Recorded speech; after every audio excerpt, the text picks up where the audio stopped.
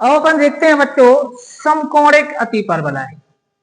देखो जरा ये कहां पर दिया है उसमें, समकोणिक अतिपरवलय। ये आपको परीक्षा में आता है, समकोणिक अतिपरवलय किसे कहते हैं। तो एक अतिपरवलय में ए बराबर बी हो, ए बराबर बी का मतलब हुआ अगर संयुग्मी अक्ष अनुप्रस्थ अक्ष के बराबर हो तो उसको क्या बोलते हैं, समकोणिक अतिपरवलय।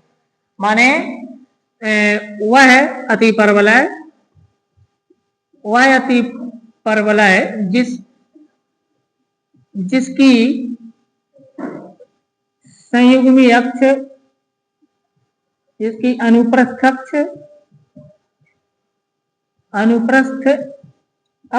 व संयुग्मी अक्ष बराबर हो। कैसी हो बच्चों, बराबर हो। अर्थात जिसमें 2a बराबर क्या हो, 2b, या 2 से 2 काट दो, a बराबर b। तो जिसमें a बराबर b हो या 2a बराबर 2b हो या संयुग्मी अक्ष बराबर क्या हो, अनुप्रस्थ अक्ष, तो ऐसे अतिपरवलय को क्या बोलेंगे हम, समकोणिक अतिपरवलय। क्या सबको क्लियर हो गया। अब आता है नाभिलंब जीवा। नाभिलंब जीवा, ठीक है ना। तो नाभिलंब जीवा चलो जल्दी से सर्च कर लो आपको, ये दी है 10.6.3, ठीक है ना। तो नाभियों से जाने वाली और अक्ष पर लंबवत, ठीक है ना। नाभियों से क्या बोलेंगे, नाभियों से जाने वाली व अक्ष पर लंब रेखा। कौन सी अक्ष पर, अनुप्रस्थ अक्ष। इसको ध्यान रखने ना, मैं लिखूं इसको,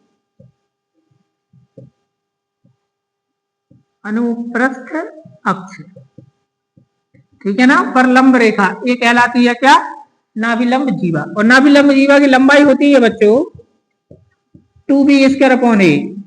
देख लो उसमें क्या होती है इसकी लंबाई, 2b²/a। मिल गई सभी को, मिल गई ना। तो दो चीज और आपको एक क्लियर कट याद कर लेनी है, ठीक है। अब आ जाते हैं अपन उदाहरण पर। समकोणिक अतिपरवलय का परीक्षा में आया है खाली स्थान, समझ आइए ना बात क्या कहलाता है। तो ये आपको उसमें नोट कर लेना अच्छी तरह से।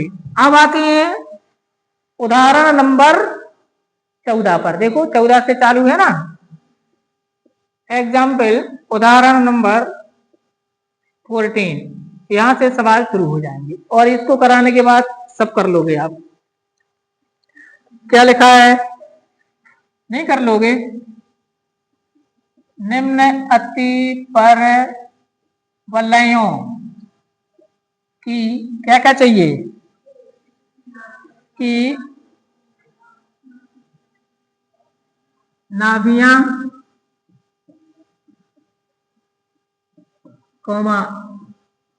शीर्ष उत्केंद्रता हुआ नाभिलंब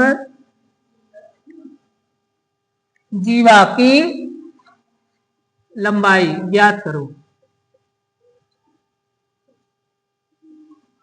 लंबाई ज्ञात करो। अब ये सवाल दिए इसने, एक नंबर पर है x²/9 minus y²/16 equal to 1।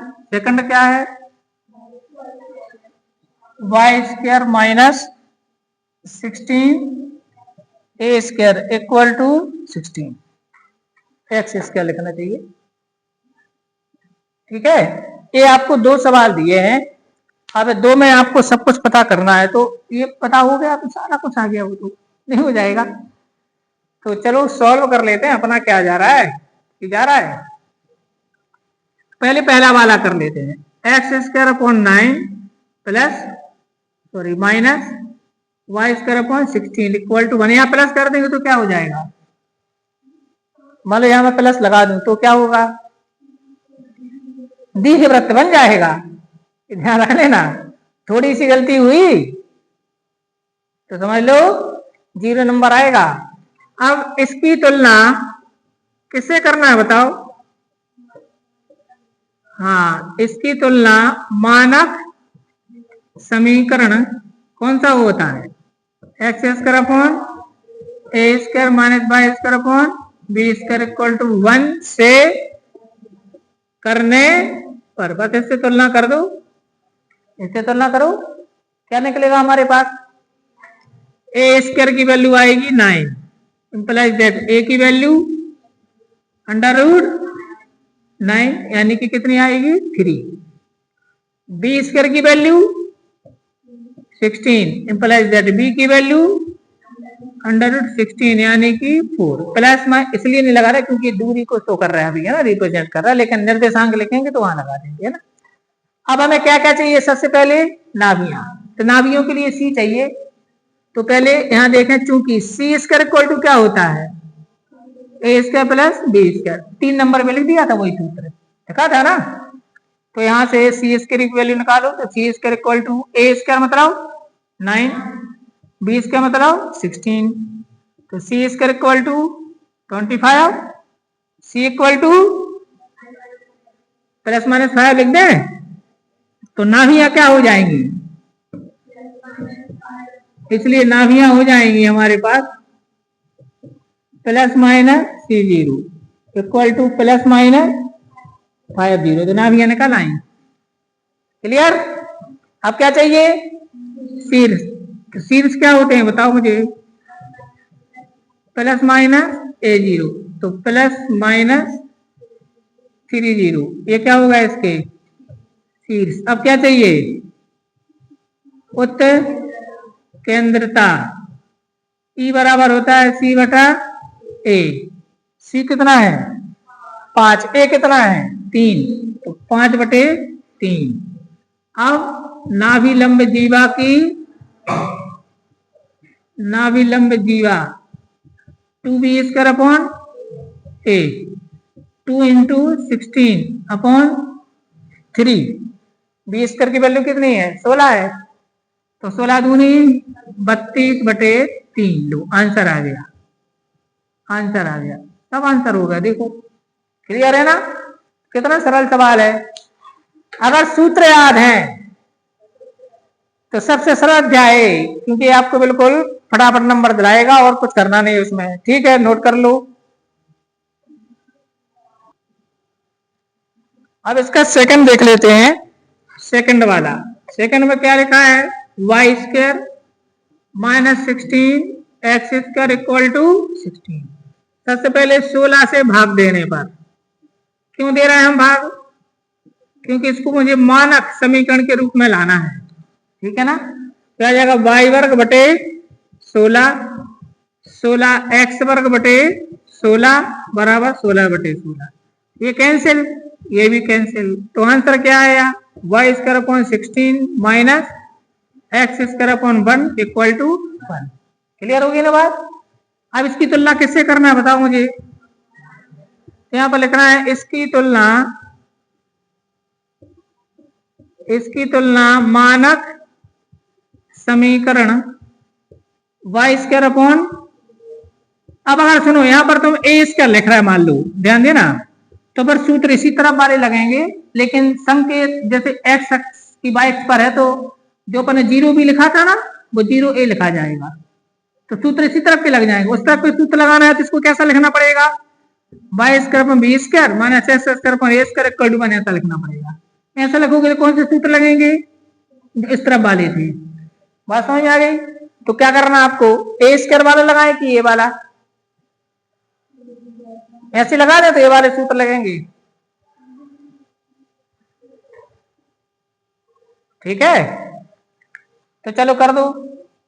इसकी तुलना मानक समीकरण से करने पर, चलो करो। तो बी स्क्वायर इक्वल टू 16, तो बी इक्वल टू क्या आएगा? 4, A square equal to 1, A equal to 1। बस अब बताओ क्या क्या चाहिए इसका? सबसे पहले क्या चाहिए? नाभियां, तो सी चाहिए पहले। तो सी स्क्वायर इक्वल टू क्या होता है? A square plus B square, implies that C square equal to 1 धन 16, ऐसे ही है ना? तो कितना हो गया बताओ मुझे? सी स्क्वायर बराबर 17, तो सी बराबर प्लस माइनस 17, तो इसलिए नाभियां क्या हो जाएंगी, बताओ मुझे। नाभियां होती हैं प्लस 0 प्लस माइनस सी, तो ये हो जाएंगी 0 प्लस माइनस √17। एक आंसर आ गया। ये क्या होगी उसकी नाभियां, ठीक है, ध्यान दो इस पर। फिर क्या चाहिए आपको, शीर्ष। अब बताओ शीर्ष क्या होंगे, 0 प्लस माइनस बी, अपन ने बी लिखा आपको, तो इससे तो ला की है, तो क्या हो जाएगा बताओ मुझे, 0 प्लस माइनस 4, यही आ रहा उसका। अब क्या चाहिए अपन को, उत्केंद्रता। याद रखना मैंने यहाँ पर 20 का कर दिया है, ध्यान रहेगा, नहीं तो पर आप अपने चित्र में यहाँ 20 का कर दो बस, जो भी मैंने यहाँ बनाया थे ना चित्र, तो पुस्तक में है यहाँ पर ए स्क्वायर, तो पुस्तक में एक ही प्रकार के सूत्र दिए, अपन ने सूत्र 2 प्रकार के लिखे, तो यहाँ पर आप क्या कर दो, उसको 20 का कर दो। जब चित्र बनाया था, चित्र बनाया था अभी आपने जो बनाया है कॉपी में नोट किया होगा बोर्ड से, तो उसकी बात कर रहे हैं, फिर तो डिस्टर्ब हो जाओगी। फिर क्या चाहिए आपको, उत्केंद्रता। उत्केंद्रता क्या थी, C अपॉन बी, तो C की वैल्यू 117 और B की वैल्यू 4, तो आ गया। फिर क्या चाहिए अब, नाभिलंब जीवा की लंबाई, नाभिलंब जीवा, तो ये कितनी थी, 2a² अपॉन बी, तो 2 × 1 अपॉन 4 = 1/2, आएगा नहीं आएगा। अब आप मिला लो आंसर, आ गया ना सभी। लेकिन आपने ये देखा मैंने सूत्र दूसरे लगाए, है ना। अब देखो दिक्कत क्या होगी, अगर आपने ऐसा नहीं किया जैसा मैंने किया, तो देखो क्या होगा, तुम्हारा इसमें ए स्क्वायर है वहां पर, तो वो ए की वैल्यू निकल आएगी, तो सब दिक्कत हो जाएगी। तो यहाँ पर 20 का कर देना है ना, तो अब ये वाले सूत्र लग जाएंगे पूरे के पूरे।